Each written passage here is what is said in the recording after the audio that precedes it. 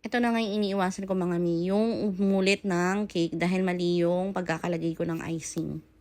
So, ayan na nga, nung sinend ko kay ma'am yung nayari kong cake or natapos na cake, sabi niya, parang iba daw dun sa sinend niya. So, napansin ko kasi din na late na dahil nga gradient pink yung design or yung color ng cake. Hindi ko napansin na may mga, may textured pala yung cake or textured cake pala to, which is yung pinaka-layer ng icing niya ay may texture. So, namali ako dahil ang naumpisahan ko is yung icing sa baba or yung pinaka-dark pink or yung pinaka-dark na shade ng pink.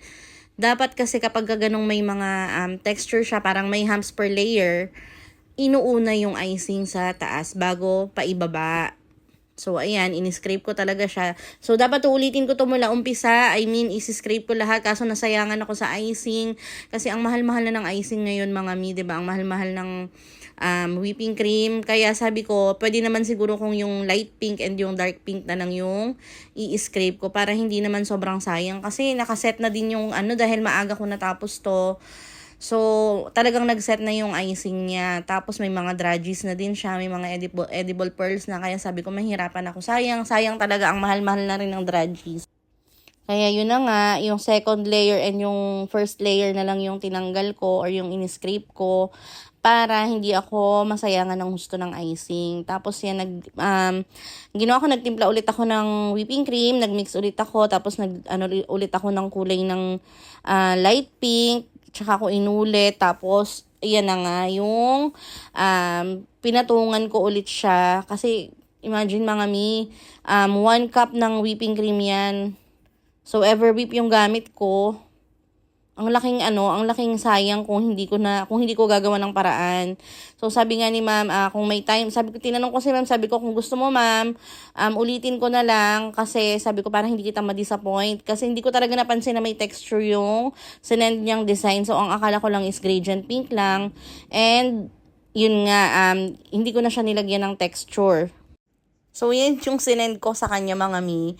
Which is, wala talagang humps or hindi mo talaga makikita yung hati niya per layer. Which is, yun nga, sinend sa akin ni ma'am and sabi niya kung pwede daw na per layer daw nga. So, sabi ko, syempre mga mi, isa sa mga ayaw natin to yung magkakamali tayo tas uulit talaga tayo. Kasi syempre, hindi naman lang basta-basta gagawin natin yan. Syempre, lalo na katulad kahapon Saturday, so ang dami kong cake. And isa to sa mga magiging reason bakit madidelay yung iba kong cake. Buti na lang din, medyo malayo yung pagitan ng pick up time nung kasunod na cake nito kasi ito 9 a.m. So, bali dalawa silang 9 a.m. kahapon. And dahil maaga ko naman natapos to, kaya talagang nag-set na siya. So, sabi ko, tapos syempre, yung icing natin, naka-costing. Kaya naman, talagang lugi talaga. Tapos, tawag dito. So, hindi ko na pinicturan yan ng buo na kasama yung toppers. Kasi nga, ang hinabol ko lang naman na dyan is yun ngang makita yung niya, yung per layer niya or magkaroon ng parang textured na na humps yung pinaka gradient ng pink or yung pagkakahiwalay-hiwalay ng pagkaka-gradient niya. Syempre, may specific design na gusto si ma'am. And, mali ko naman. Hindi ko kasi nga masyadong napansin. Kasi minsan talaga mga mi, lalo na kung sunod-sunod talaga yung nag-i-inquire, tapos yung nagpapabook, tapos yung usapan nyo is, halimbawa, nasa labas ka, tapos sakto nasa labas ka nung nag-message yung client, or medyo late na, hindi mo na talaga maaasikaso lang. Hindi lang naman yan yung ginagawa nating mga baker, mga mi. Syempre, nanay din tayo. Marami rin tayong inaasikaso sa buhay at sa bahay. Kaya naman, hindi maiiwasan yung mga ganyang talaga, eksena. Pero hanggat maaari talaga, ayoko nga ng ganyan. Yung nagkakamali kasi iba yung pressure kapag gumagawa ka ng cake. Tapos makikita mo, mag-message sa'yo, mali daw yung ginawa mo.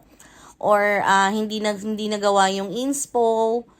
So, mag-felt bad ka naman, kaya syempre kailangan mong ulitin yan kahit na pagod ka na, kahit na ayaw mo, or kahit na sa tingin mo makakakuha pa to ng extra oras mo, kailangan nating remedyohan mga mi. Tapos, yun nga, sabi nga ni ma'am, sayang naman daw kung uulitin, baka daw pwedeng ayusin na lang. Syempre kapag ka mga ganyan mga mi, magi-scrape at magi-scrape. Syempre yung in-scrape mong icing. Kaya ingat na ingat akong wag sumama yung crumb coat doon sa umpisa ay sa una ng video.